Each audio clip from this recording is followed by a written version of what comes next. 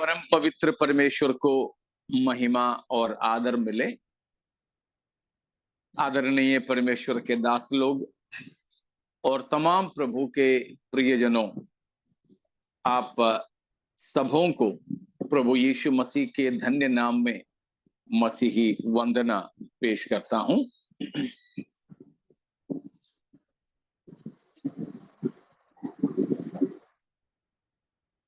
हमें मिलकर प्रभु की उपस्थिति में ऐसे आने का अवसर प्रभु ने प्रदान की है। मंगलवार के दिन मैं बाहर था,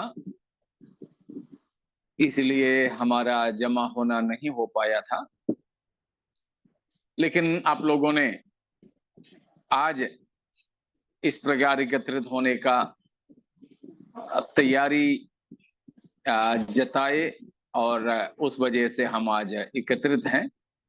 प्रभु को महिमा मिल सके और आप सबों को मसीही वंदना में पेश करता हूं। जय मसीह की। परमेश्वर पिता का धन्यवाद हो जिसने प्रभु यीशु मसीह में हमारे सारे पापों को क्षमा किया और हमें अपना पुत्र पुत्रियां ठहराया।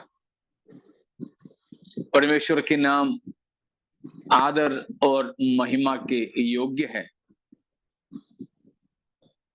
आप लोग भी जो प्रभु में बढ़ने के लिए मेहनत करते हैं, उसके लिए परमेश्वर आपको बहुतायता का प्रतिफल दे, ये हमारी प्रार्थना है। हम चलेंगे अब प्रभु की वचन की ओर। हम जो मनन करते आ रहे हैं, आपको याद होंगे, प्रकाशित वाक्य 5 अध्याय तक हमने मनन की। 6वें अध्याय में हम प्रवेश करने पर है, लेकिन उससे पहले हमको ये जरूरी समझा कि स्वर्ग जाने के लिए, प्रभु यीशु के साथ जाने के लिए हमें क्या करना है। क्योंकि हम चाहे कुछ भी करें, सेवकाई करें, नौकरी करें, कलीसिया में हम किसी भी पद को पाए हों, इन सबके भी बावजूद अगर प्रभु यीशु के आगमन में हम नहीं गए तो फिर क्या फायदा है। इसीलिए हमारे जीवन के सबसे मुख्य मुद्दे को हम अभी मनन कर रहे हैं। हमने देखा कि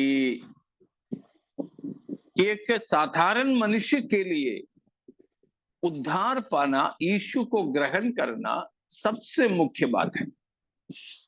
लेकिन उद्धार पाया हुआ एक व्यक्ति के लिए सबसे मुख्य बात है प्रभु यीशु मसीह की आगमन। उस प्रभु की आगमन में हमें उठा लिए जाना है। उसके लिए हम क्या करें। तो पिछले हफ्तों में कितने बातों को हम मनन किए थे, कुछ याद होंगे शायद ना? 11 बातों को। 11 बातों। ठीक है। 11वीं बात क्या था? हमारे प्रभु आगमन के लिए तैयार रहे। प्रभु के आगमन के लिए हम तैयार रहें। Be ready for the appearance of the Lord. तैयार रहें या बाट जोते रहें। ठीक है, रेफरेंस याद होंगे ना? मत्ती 24 का 42। ठीक है, मत्ती 24 में से हमने पढ़ा या हमने देखा कि प्रभु यीशु की आगमन के लिए हम तैयार रहें। ठीक है, आज 12वीं बात की ओर हम चलेंगे। वो है Be busy with the business of the master. Be busy with the business or in the business of the master. प्रभु यीशु के आगमन में अगर जाना हो तो प्रभु आने तक हमारे स्वामी की कार्यों में हम व्यस्त रहे। प्रभु आने तक हमारे स्वामी की कार्यों में हम व्यस्त रहे।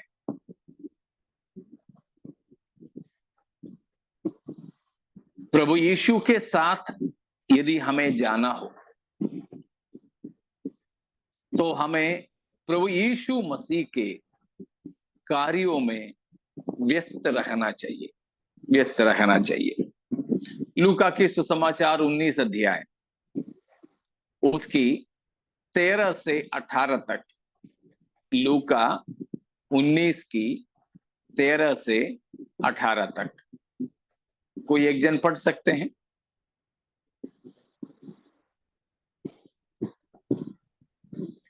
उसने अपने दासों में से 10 को बुलाकर उन्हें 10 मुहरें दी और उनसे कहा, मेरे लौट आने तक लेन देन करना। परंतु उसके नगर के रहने वाले उस बैर रखते थे और उसके पीछे दूतों के द्वारा कहला भेजा, हम नहीं चाहते कि यह हम पर राज्य करे। 18 तक हो गया।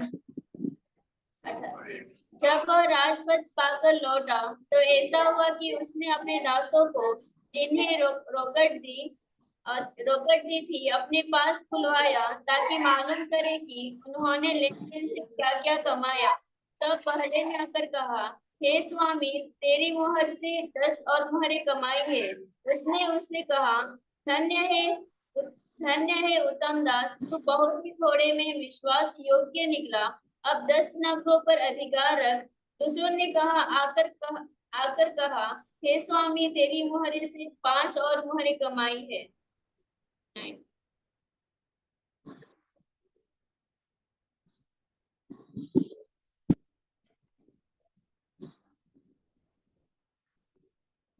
18 तक हो गया।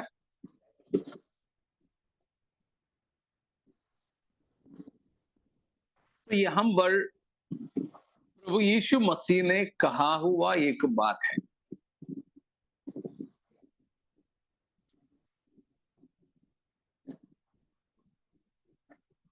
यीशु मसीह के ही बारे में यहां बताया है। मसीह ने जो बताया वो मसीह के ही बारे में बताया कि कोई दूर देश में गया राजा बनकर आने के लिए, लेकिन कुछ दुष्ट लोग थे, उनको राजा बनने से इनकार करते थे। लेकिन उनके इनकार करने से तो कोई फायदा नहीं हुआ, वो राजा बनकर के आया। और राजा जब बना और वो जाते समय अपने दासों को बुलाकर कुछ पैसे दिए थे, और जब राजा बनकर के वापस आया तब जो जो पैसा जिन जिन को दिए थे उनसे हिसाब लेने लगा, हिसाब लेने लगा।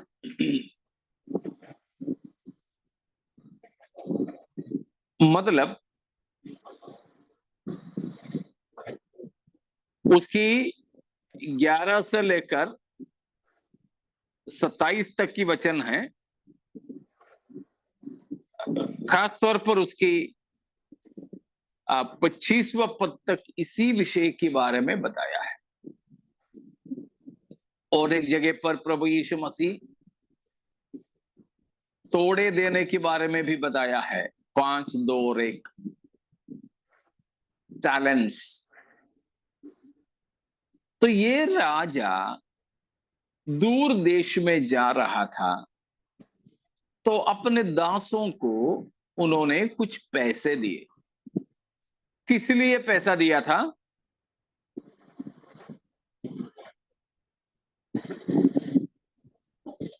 किस लिए दिया था ये रोकड़ या पैसा? बढ़ाने के लिए। बढ़ाने के लिए, ठीक है। और कुछ?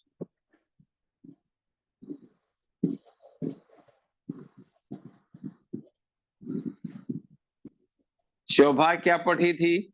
किस लिए दिया ये रोकड़?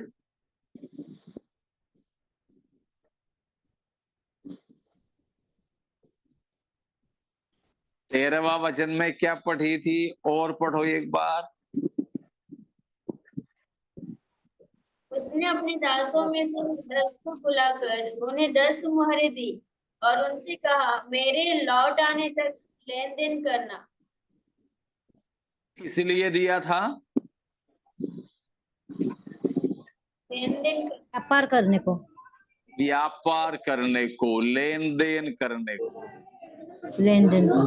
हाँ, बिजनेस करने को। कब तक? के आने तक। मेरे लौट आने तक। मेरे लौट आने तक। तो स्वामी या राजा अभी बाहर जा रहा है। उनके नौकर उनकी अनुपस्थिति में और किसी के कामों में नहीं लगना चाहिए। इसीलिए जब वो जा रहा है तो अपने दासों को बुलाकर उनको कुछ रुपये दिए, कुछ मोहरें दिए, कुछ पैसा दिए, सोना या चांदी के कोई सिक्के दिए और कहा, मेरा वापस आने तक तुम इस पैसे से व्यापार करना, लेन देन करना। Be busy in my business till I come back. मेरे आने तक मेरे ही कामों में तुम व्यस्त रहो। मेरे ही कामों में तुम व्यस्त रहो। हम लोग स्कूल जाते थे, अभी भी स्कूल जाने वाले बच्चे हैं, टीचर लोग भी हमारे बीच में हैं। तो जब टीचर क्लास में से बाहर जाता है या जाती है तो क्या करता है? वो बच्चों को क्लास वर्क देता है ना। बच्चों को बोलते, बच्चों ये करो तुम, मैं अब भी आता हूं। नहीं तो क्या होता है, टीचर जैसे ही क्लास के बाहर जाएं वैसे बच्चे आपस में बातें करना, लड़ाई करना, खेलना, दौड़ना शुरू करेंगे। लेकिन जब टीचर क्लास के बाहर जाता है तो वो बच्चों को कुछ काम देते हैं। बोलते हैं, जब तक मैं नहीं आऊं तुम लोग मेरे ही क्लास के कामों में व्यस्त रहो, ताकि और किसी कामों में तुम भिड़े नहीं। हाँ प्यारो, हमारे प्रभु ने भी इसी प्रकार मैं वापस आऊंगा बोल करके गया है।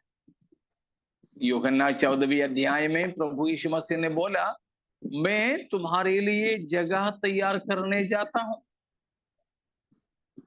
जगह तैयार हो जाए तो मैं फिर आकर तुम्हें अपने यहां ले जाऊंगा, ताकि जहां मैं रहूं वहां तुम भी रहे।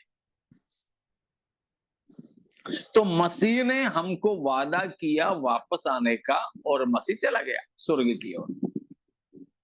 जाते समय खाली खाली गया, हमको खाली छोड़ करके गया नहीं, हमें कुछ काम सौंप करके गया है, कुछ काम सौंपा है, कुछ न कुछ प्रभु हमारे हाथों में दी है। किस लिए, क्या करें हम? हाँ जी, क्या करें हम?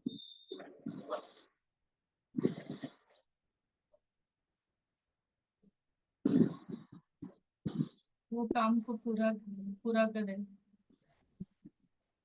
हम तो प्रभु ने हमें दिया काम को पूरा करें, यानी हम अपने कामों में व्यस्त ना रहें। प्रभु यीशु के आगमन में हमें जाना है। हेलो, आवाज आ रही है मेरा? जी पास्टर, आवाज आ रही है। हाँ, तो कुछ जवाब भी तो दीजिए ना। प्रभु की आगमन में जाना है हमें, जाना है। जाना है। जाना है। तो फिर क्या करना है? हम आज 12वीं बात को देख रहे हैं। 12वीं बात को देख रहे हैं। क्या करना है हमें? देना है। हाँ, प्रभु के कार्यों में व्यस्त रहना है। लेकिन हम लोग अक्सर क्या करते हैं?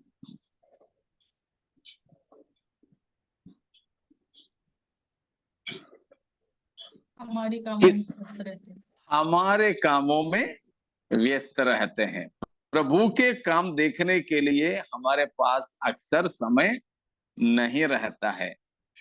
हाँ, हम व्यस्त तो रहते हैं। मुझे याद आया, एलिया नबी के समय में एक घटना हुआ था, उसके बारे में देखिए। पहला राजा 20 अध्याय, उसका 39 और 40, 39 एंड 40। पहला राजा 20 का 39 और 40। जब राजा पास से होकर जा रहा था, तब उसने उसकी दोहाई देकर कहा, जब तेरा दास युद्ध क्षेत्र में गया था, तब कोई मनुष्य मेरी ओर मुड़कर किसी मनुष्य को मेरे पास ले आया और मुझसे कहा, इस मनुष्य की चौकसी कर, यदि यह किसी रीति छूट जाए तो उसके प्राण के बदले तुझे अपना प्राण देना होगा, नहीं तो किकार पर चांदी देना पड़ेगा। उसके बाद तेरा दास इधर उधर काम में फंस गया, फिर वह ना मिला। इस्राएल के राजा ने उससे कहा, तेरा ऐसा ही न्याय होगा, तूने आप अपना न्याय किया है। ठीक है, 39 में बताया, बाकी पृष्ठभूमि की ओर मैं नहीं चलता हूं, लेकिन यहां बताया कि एक व्यक्ति को दूसरा व्यक्ति की चौकसी करने के लिए दे दिया था, चौकीदारी करने के लिए दिया था। लेकिन क्या हुआ? 40वां वचन में बताता है, जब मैं इधर उधर काम में फंस गया, काम में फंस गया, तो क्या हो गया? फिर वह ना मिला। जिसकी रखवाली करने के लिए मुझे दिया था, वो कहीं खो गया, वो कहीं खो गया। किस लिए? वो दूसरे किसी कामों में फंस गया था। इसी तरह हमारे जीवन में होता है। हम लोग तो बहुत बिजी रहते हैं ना, 24 घंटा हमारे लिए कम पड़ रहा है अभी। अभी हमारे भारत में नया सरकार आने वाला है, पता नहीं कौन आएगा, लेकिन 4 तारीख को पता चलेगा। हम सरकार में, नया सरकार जो बनेगा, जून 4 तारीख को हमें पता चले, तो उस सरकार को हम एक पूरे भारतवासी मिलकर एक आवेदन दे दें कि हमको 24 घंटे कम पड़ रहे हैं, 2 घंटे और बढ़ा दे।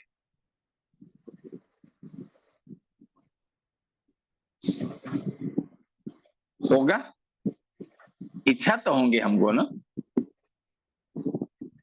मतलब हम बहुत व्यस्त हैं, बहुत व्यस्त हैं, बच्चे लोग व्यस्त हैं, माँ बाप व्यस्त है, नौकरी वाले व्यस्त हैं, समय नहीं। लेकिन प्रश्न ये है कि हम किसके काम में व्यस्त हैं, किसके काम में व्यस्त है।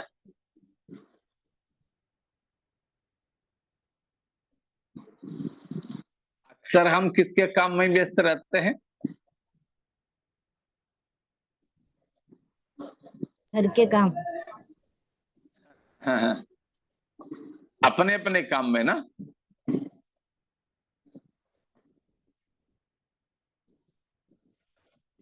मैं आपको 3 विकल्प देता हूं, 3 बात हमारी व्यस्तता के बारे में।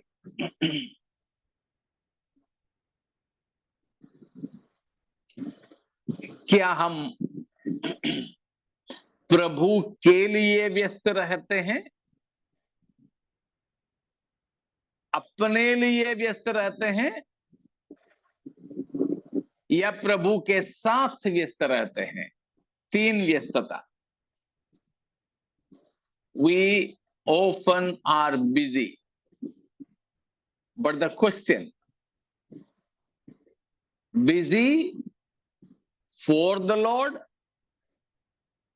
या busy for ourselves, or else busy with the Lord?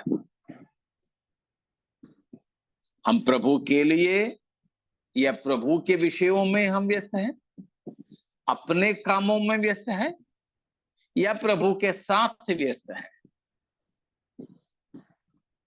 इसमें अभी की हकीकत, अभी की सच्चाई किस बात पे हम व्यस्त है? अपने अपने ना। जी हाँ। लेकिन किस व्यस्तता हमको चाहिए? प्रभु की। प्रभु के भी मैं 2 बात मैंने बोला, एक और बार मैं बताता हूं। प्रभु के लिए, अपने लिए, या प्रभु के साथ? प्रभु के साथ। प्रभु के साथ। प्रभु के साथ। इसमें हमको व्यस्त रहना चाहिए प्रभु के साथ, लेकिन हम व्यस्त रहते हैं अपने लिए ना। चाहे पढ़ाई हो, नौकरी हो, पारिवारिक जीवन हो, रसोई का काम हो, खाना बनाना हो, ठीक है, इन सारे की सारे बातों में हम व्यस्त हैं। लेकिन हमें इस पहला राजा में बताया गया व्यक्ति के समान शायद हमें भी बोलना पड़े कि हम इधर उधर की बातों में थोड़ा व्यस्त हो गया था, तब तक सारा मामला खराब हो गया। लेकिन प्यारों, आज हमें ये देखना है, प्रभु के आगमन तक प्रभु के ही कार्यों में हमें व्यस्त रहना है, हमें प्रभु के ही कार्यों में व्यस्त रहना है।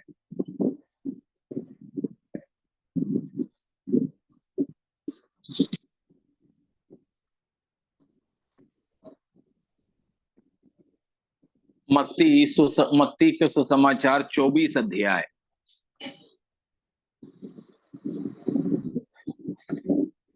उसका 42वां वचन 42। इसलिए जागते रहो, क्योंकि तुम नहीं जानते कि तुम्हारा प्रभु किस दिन आएगा। हम नहीं जानते हैं प्रभु किस दिन आएगा, इसीलिए हमें जागते रहना है। कैसे जागते रहना है? देखिए उसकी 45, 45। वह विश्वास योग्य और बुद्धिमान दास कौन है, जिसे स्वामी ने अपने नौकर चाकरों पर सरदार ठहराया कि समय पर उन्हें भोजन दे। आगे पढ़ो बेटा।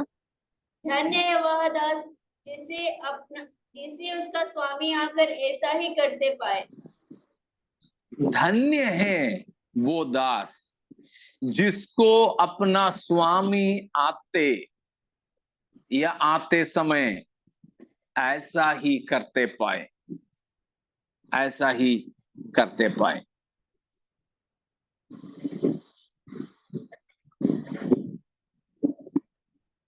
धन्य है वो दास जो स्वामी की आने तक स्वामी ने दिया हुआ काम करते हुए पाए। प्यारो, हमारे जीवन में प्रभु आ जाता है तो हमको क्या करते हुए प्रभु पाएंगे?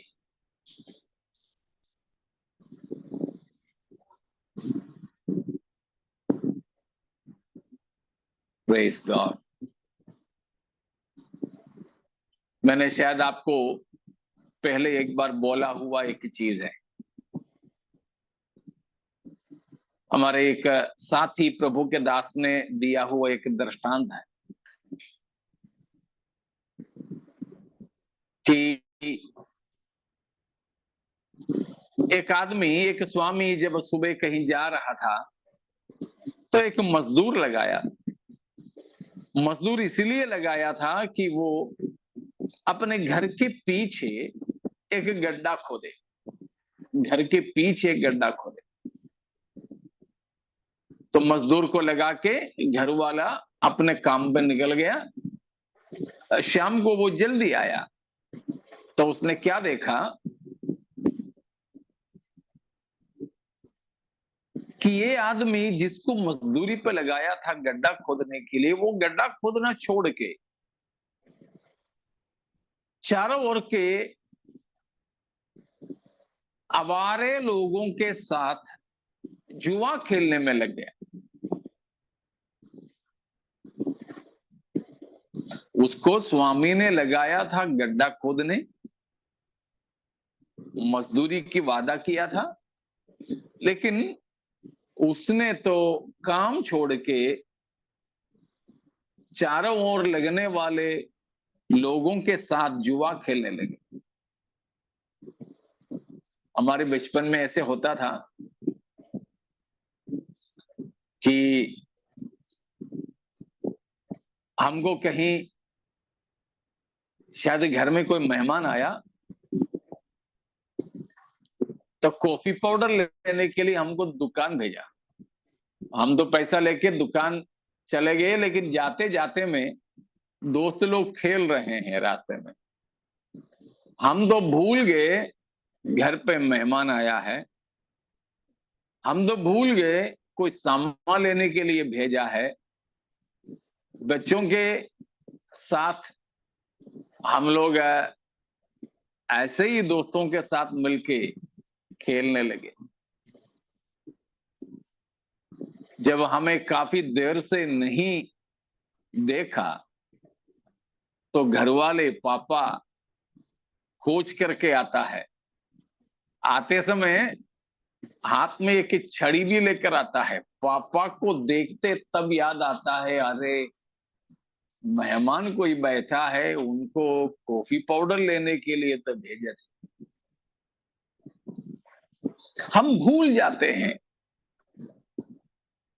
इसी तरह प्यारो, यहां प्रभु यीशु मसीह ने बोला कि स्वामी कुछ काम दे करके भेजा है।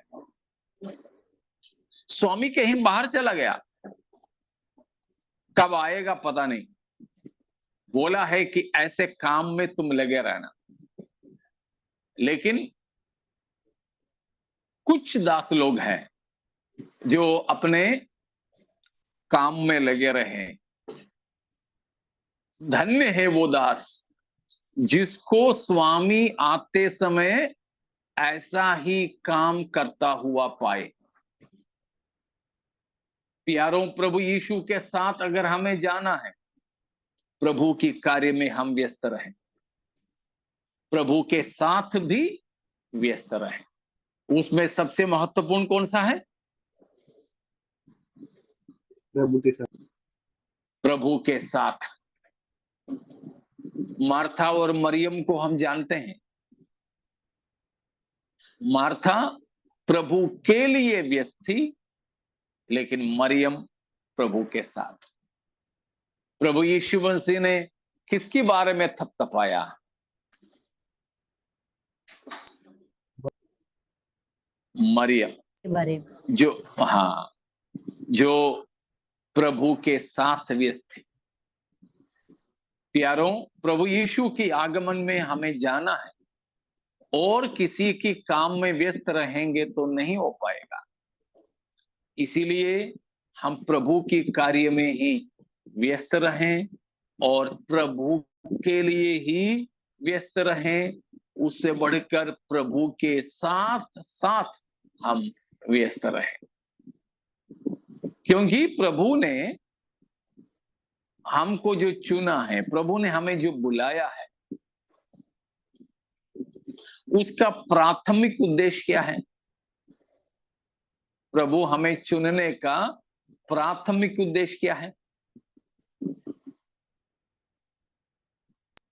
सदा अपने साथ रहना। बिल्कुल, हाँ बिल्कुल। मरकुस 3:13 को पढ़िए। मरकुस 3:13।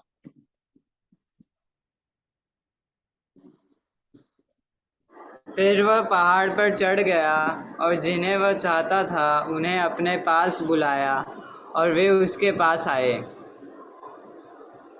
किस लिए? अगला पद भी।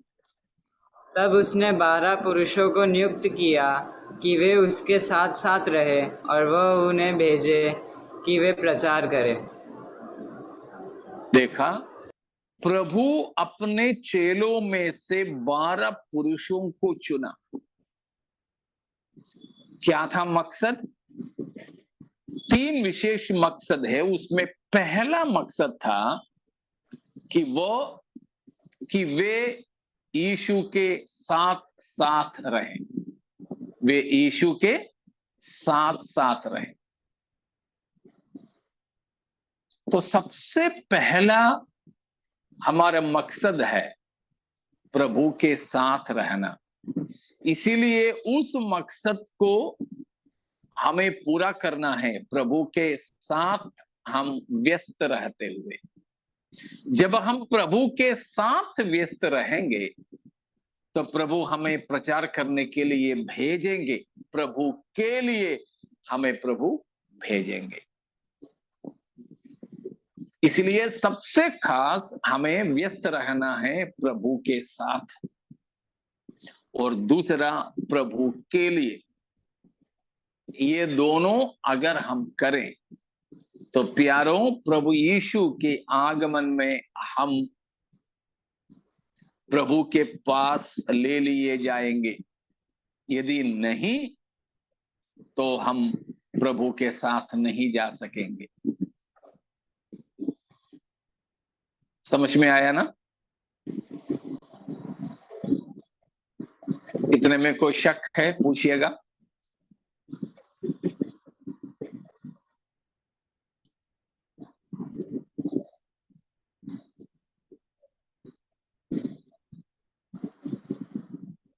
कोई शक नहीं ना? तो फिर आप बताइए, मुझे एक शक है, मैं आपसे पूछूं, कि प्रभु के कार्यों में कैसे व्यस्त रहेंगे।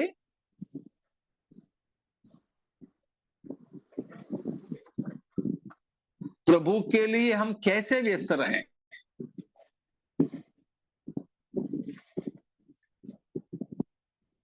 परमेश्वर की इच्छा को समझते हुए वो हम कर रहे कि नहीं, बार बार देखते हुए, वचन को मनन करते हुए, प्रार्थना करते हुए। ठीक है, और कुछ?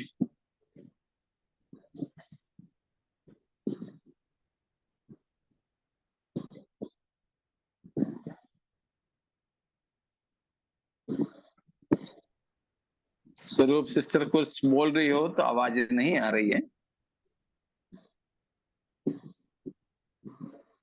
समाचार का प्रचार करके उसके लिए आत्मा को बचाने के लिए हम अपने आप को व्यस्त करते हैं। ठीक है, खुद को जांचते हुए, खुद को जांचना है हर रोज। ठीक है, हर रोज खुद को जांचते हुए प्रभु के वचन के अनुसार अपना जीवन कैसा है। ठीक है,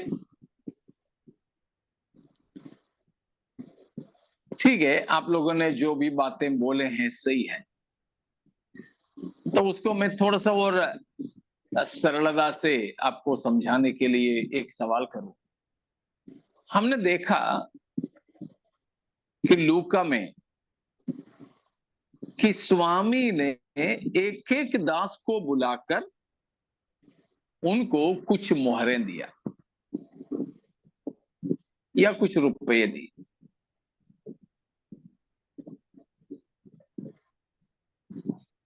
उसकी आने तक उससे लेन देन करना था। तो हमारे प्रभु यीशु मसीह भी स्वर्ग की ओर चला गया तो हम लोगों को कुछ मोहरें दिया, हम लोगों के लिए कुछ सिक्के दिया। तो कौन सा सिक्का दिया है हमें प्रभु के आगमन तक जिससे लेन देन करना है? विश्वास की वचन। रखवाली करना। विश्वास की रखवाली करना। और कुछ? और भी कोई कुछ बोल रहे थे? सुसमाचार सुनाना, वचन को बताना। ठीक है, वचन सुनाना। ठीक है, प्रभु यीशु मसीह जाते समय हमें क्या देकर गया, क्या जिम्मेदारी सौंप करके गया? सबसे खास जिम्मेदारी क्या था?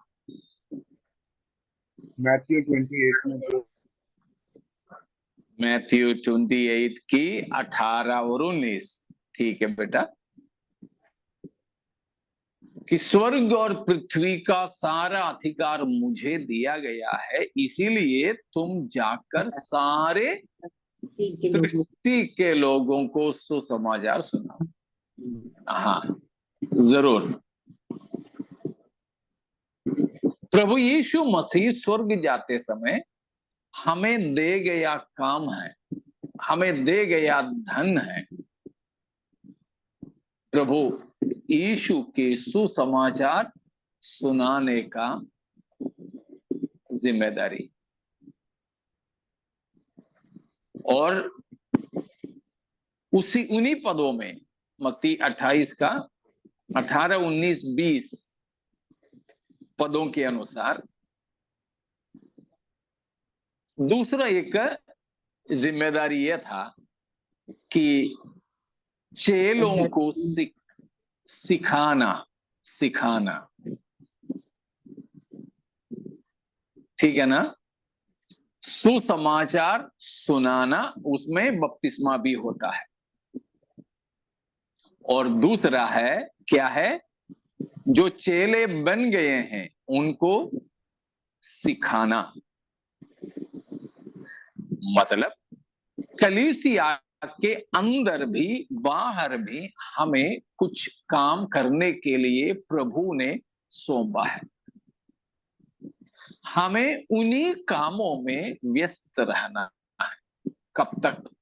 प्रभु आने तक। प्रभु आए। हाँ, प्रभु आने तक।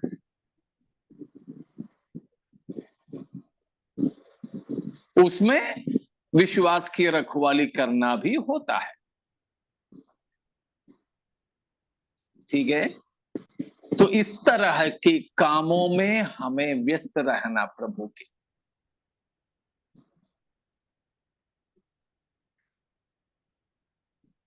हमेशा आप बैठ करके बाइबल ही पढ़ के नहीं रह सकते। हमेशा आप चटाई बिछा के घुटने पर प्रार्थना करते ही तो नहीं रह सकते। उस प्रकार आप कुछ घंटे करते होंगे, लेकिन बाकी समयों में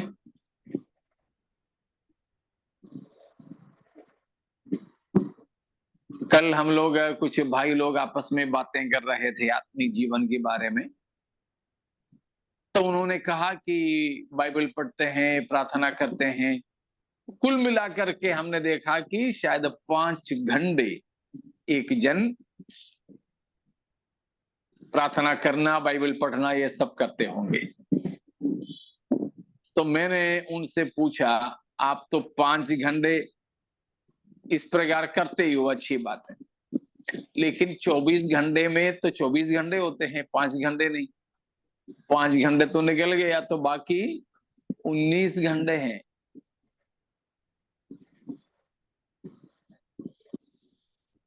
वो 19 घंटे आप कैसे बिताते हो?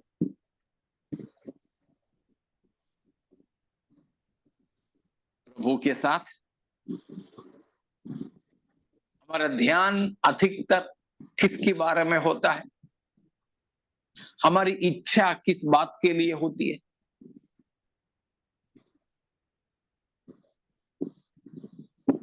समझ पा रहे हो ना? उसमें सुसमाचार सुनाना है, प्रार्थना करना है, विश्वासियों से आपस में मिलना है, हिम्मत बढ़ाना है।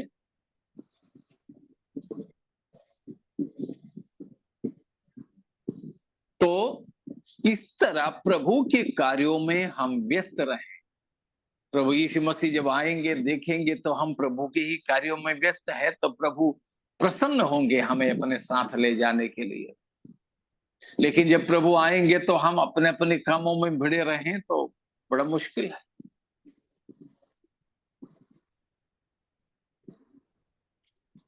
ठीक है, इतना समझ में आ गए? इतने में कोई शक है तो पूछिएगा।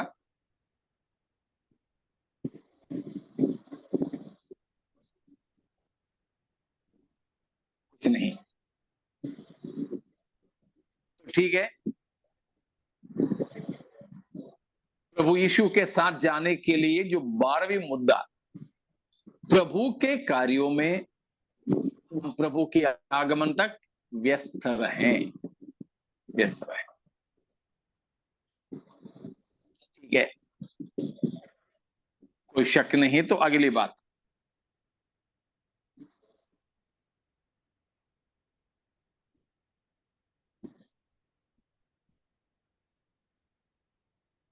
प्रभु के आगमन के लिए प्रार्थना करना है, उस बात को हमने देखा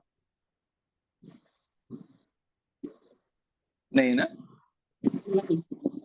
ठीक है, तो फिर अगली बात है, प्रभु के आगमन के लिए हम प्रार्थना करें। प्रभु के आगमन के लिए हम दुआ करें। Let's pray for the coming of the Lord. हम जानते हैं कलीसिया की सबसे आखिरी प्रार्थना जो बाइबल में है, मारानाथा, हे प्रभु की जल्दी आ।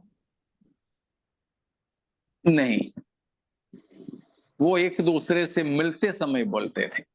वो वंदना का एक तरीका था। लास्ट प्रेयर बाइबल में जो देखते हैं, सबसे आखिरी प्रार्थना, तेरा राज्य आए। नहीं, रेवलेशन 22 में कम ब्राइड कम ग्रूम आ जाए। हाँ बेटा, 22 प्रकाशित वाक्य 22 का 20 में, 22 का 20 में प्रभु यीशु मसीह बोलता है, देख मैं शीघ्र आने वाला हूं। तो कलीसिया बोलती है आमीन।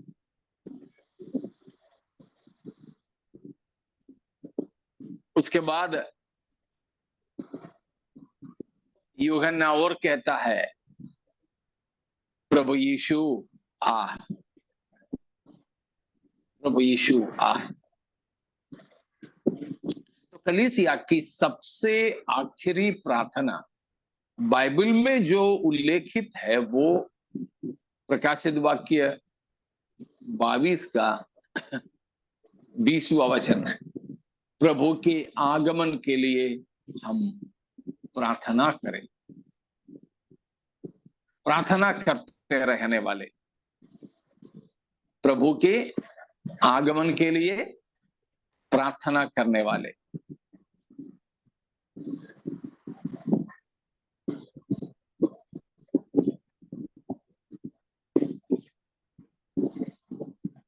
अभी तक अगर हम प्रार्थना नहीं करते थे प्रभु के आगमन के लिए, तो आज से प्रार्थना करना शुरू करें। प्रभु आप जल्दी आए।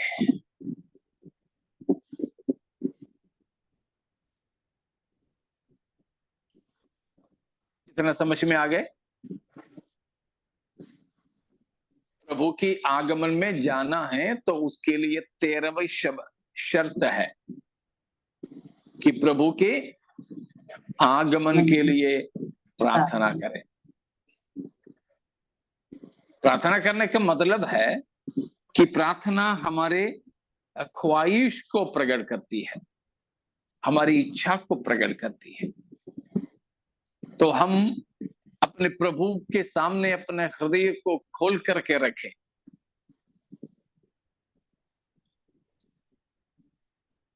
प्रभु आप जल्दी आए।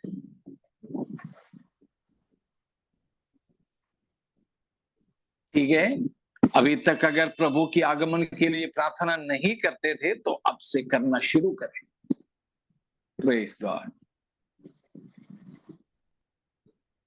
इतने में कोई शक है तो पूछिएगा, नहीं तो हम आगे बढ़ेंगे।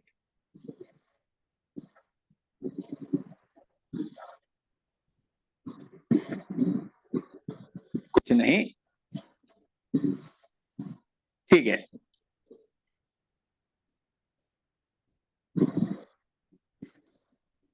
अगली बात है, प्रभु की आगमन में अगर जाना है तो हमें पवित्र होना जरूरी है। पवित्र होना जरूरी है।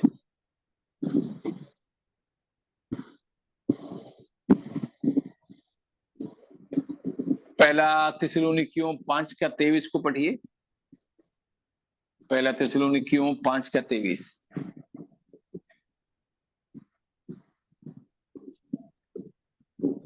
शांति का परमेश्वर आप ही तुम्हें पूरी रीति से पवित्र करे और तुम्हारी आत्मा और प्राण और देह हमारे प्रभु यीशु मसीह के आने तक पूरे पूरे और निर्दोष सुरक्षित रहे।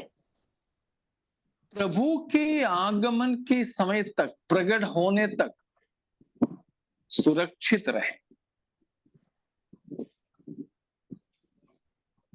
Praise God. कैसे? कैसे? आत्मा, प्राण और देह हमारे प्रभु यीशु मसीह के आने तक पूरे पूरे सुरक्षित रहे। Praise God. निर्दोष, निष्कलंकित और सुरक्षित रहे।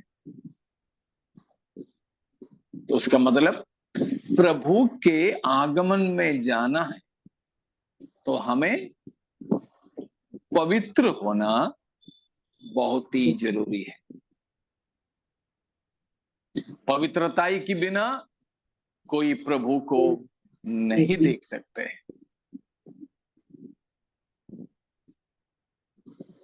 समझ में आ रहा ना? पवित्रता। प्रकाशित वाक्य 21 अध्याय की, प्रकाशित वाक्य 21 अध्याय उसकी आखिरी वचन को पढ़िएगा। परंतु उसमें कोई अपवित्र वस्तु या घृणित काम करने वाला या झूठ का गढ़ने वाला किसी रीति से प्रवेश न करेगा, पर केवल वे लोग जिनके नाम मेमने के जीवन की पुस्तक में लिखे हैं। वहां देखा, अपवित्र वस्तु,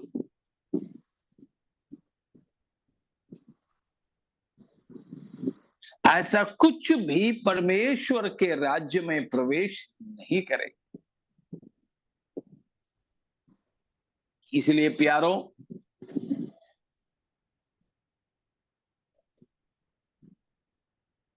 पवित्र होना प्रभु यीशु की आगमन में जाने के लिए जरूरी है, जरूरी है। ये पाप भरी दुनिया में हमें पाप से बचकर प्रभु यीशु के आगमन के लिए अपने आप को तैयार करना है। एक और वचन पढ़िएगा, पहला यूहन्ना 3 का 2 और 3। पहला यूहन्ना 3 का 2।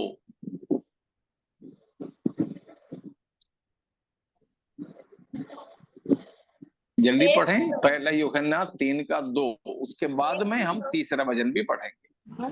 हे प्रियो, हम प्रकट नहीं, हे प्रियो, अब हम परमेश्वर की संतान हैं और अभी तक यह प्रकट नहीं हुआ कि हम क्या कुछ होंगे। इतना जानते हैं कि जब वह प्रकट होगा तो हम उसके समान होंगे, क्योंकि उसको वैसा ही देखेंगे जैसा वह है। और जो कोई यह आशा रखता है वह अपने आप को वैसा ही पवित्र करता है।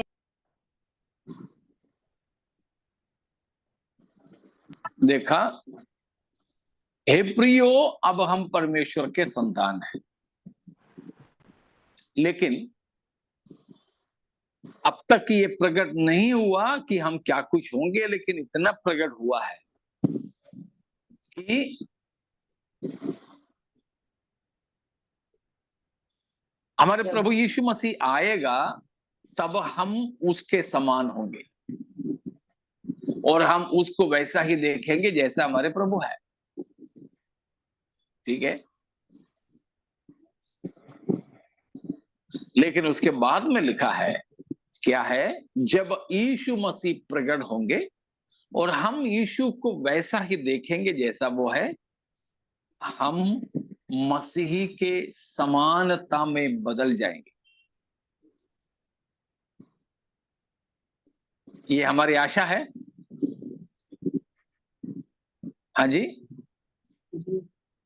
ये आशा है हमें कि हम प्रभु यीशु मसीह के शरीर के अनुसार एक शरीर को पाएंगे।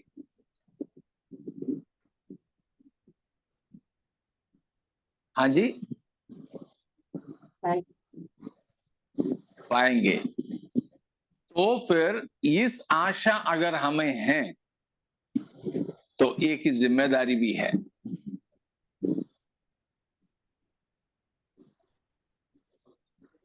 क्या है जिम्मेदारी? 3 का पहले में लिखा है, जिस किसी को भी मसीह यीशु में ये आशा है वो अपने आप को वैसा ही पवित्र करता है जैसा वो है,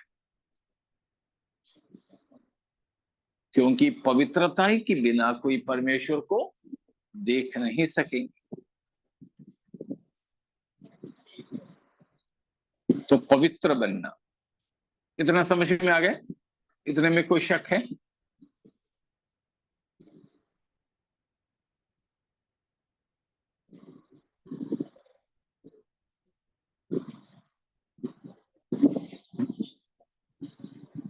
समझ में आ रहा है आप लोगों को?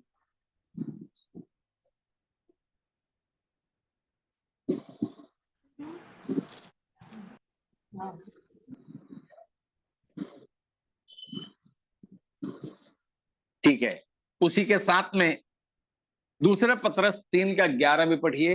दूसरा पत्रस 3:11।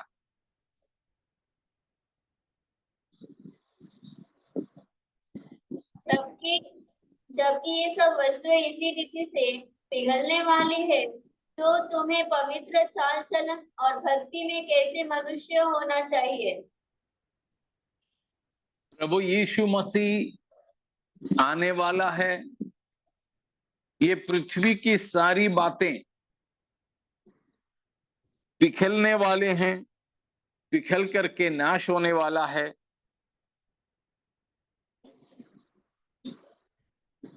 इसलिए कहा है कि तुम्हें पवित्रताई और भक्ति में कैसा मनुष्य होना चाहिए।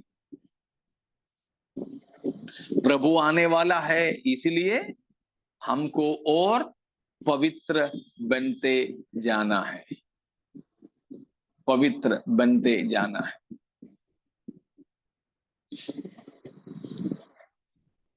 समझ में आ रहा ना?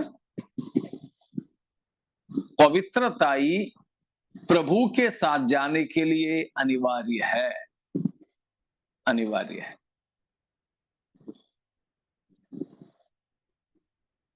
इतने में कोई शंका है तो पूछिएगा।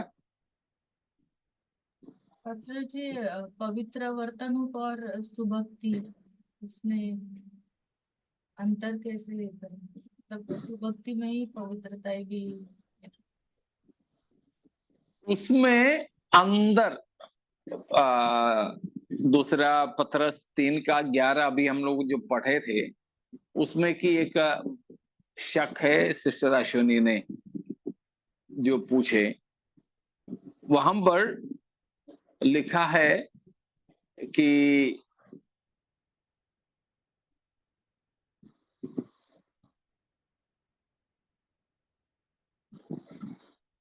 वहां पर लिखा है पवित्र चाल चलन और भक्ति में कैसे मनुष्य होना चाहिए। पवित्र चाल चलन और भक्ति दोनों एक है या दो है? दो है। दो है, ठीक है। पवित्र चाल चलन के लिए भक्ति की जरूरत है, ठीक है ना? क्या है पवित्रताई का मतलब और क्या है भक्ति का मतलब, तो वो हमें जल्दी समझ में आ जाएगा। क्या है पवित्रताई का मतलब?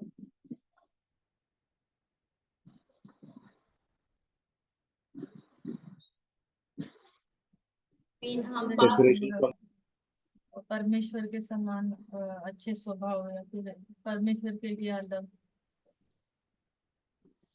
ठीक है, ओके। शोभा क्या बता रही थी? हम पाप से बचे हुए रहते हैं और हम अपने आप को जैसे परमेश्वर पवित्र, हम हर रोज अपने आप को पवित्र करते हैं। और भी किसी ने बोला था ना, separation from sin. Separation from sin, ठीक है। पवित्रताई का मतलब, सबसे सरल मतलब सेपरेशन है।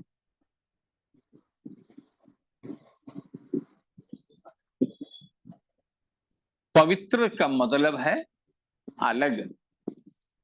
किसमें से अलग? कहां से अलग? तो साधारण से अलग।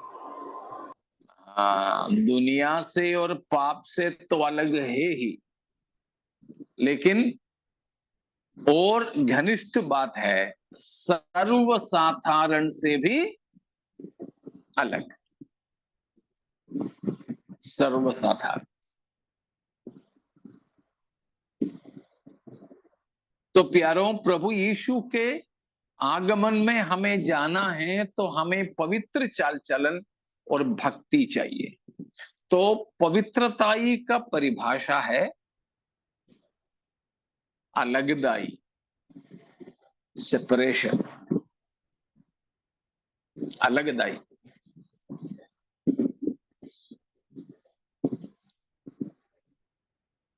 और कहां से भी अलग होना? सर्वसाधारण से भी।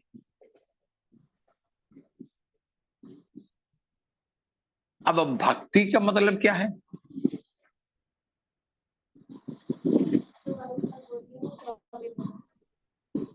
हाँ जी, एक बार और रिपीट कीजिए ना, जो अभी बोले ना, पवित्रता एक भाषा है, अलग उसके आगे।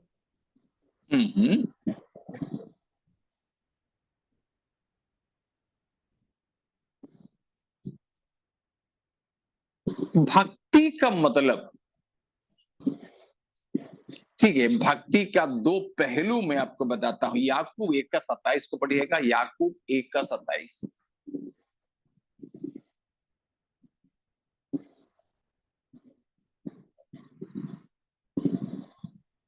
हमारे परमेश्वर और पिता के निकट शुद्ध और निर्मल भक्ति यह है कि अनाथों और विधवाओं के देश में उनकी सुधि ले और अपने आप को संसार से निष्कलंक रखे। देखा, भक्ति का दो पहलू, एक प्यूरिटी, दूसरा चैरिटी। असली भक्ति, परमेश्वर के सामने ग्रहण योग्य भक्ति, वो कैसा है? पहला हिस्सा चैरिटी है, अनाथों और विधवाओं के सुधि लेना, वो चैरिटी हो गया। और भक्ति का दूसरा हिस्सा है प्यूरिटी, पवित्रता। लिखा है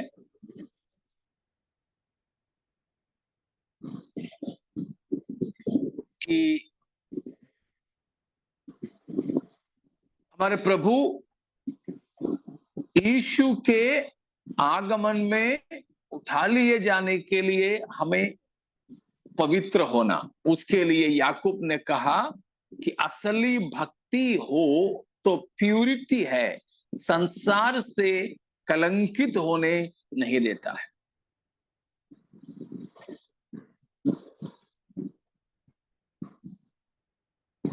ठीक है ना? भक्ति पवित्रताई के लिए जरूरी है, पवित्रताई के लिए एक जरिया है भक्ति।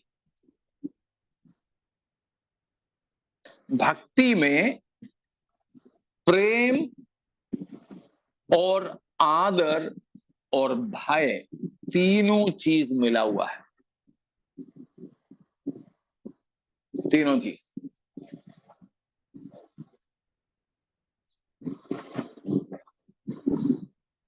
आवाज आ रही है ना? ठीक है। भक्ति में प्रेम है परमेश्वर से, दूसरा भय है परमेश्वर से, और आदर भी है।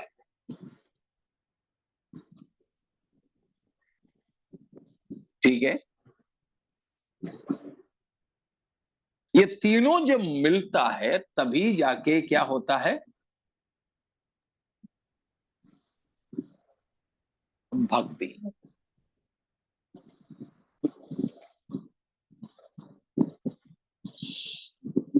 पवित्रताई भक्ति का फल है और भक्ति पवित्रताई का मूल है।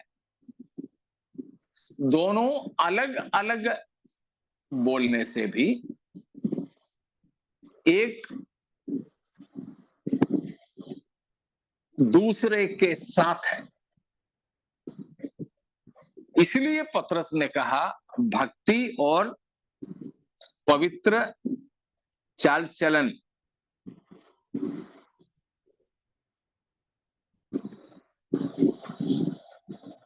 दोनों का फर्क समझ में आया? पवित्रता ही आपको संसार से, पाप से, इस तरह की चीजों से अलग कर देती है। लेकिन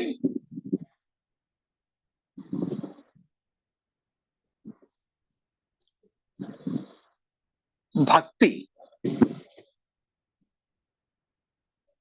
वो भक्ति के कारण हम पाप से घृणा करते हैं। ठीक है ना? दोनों का एक दूसरे को कैसे पूरा करता है, समझ में आया हो? ठीक है, और कुछ डाउट?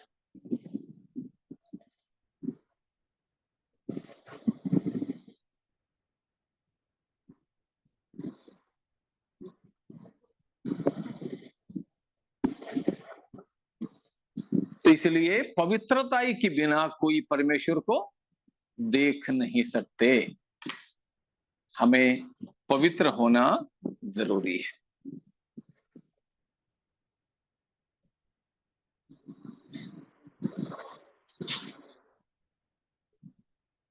अगर ऐसा है तो प्यारो, आज हमने सीखे 3 बात ना। पहला, परमेश्वर के काम में Pray for the coming of परमेश्वर के काम में व्यस्त रहें। प्रभु के या फिर प्रभु की आगमन तक be busy in the matters of the master.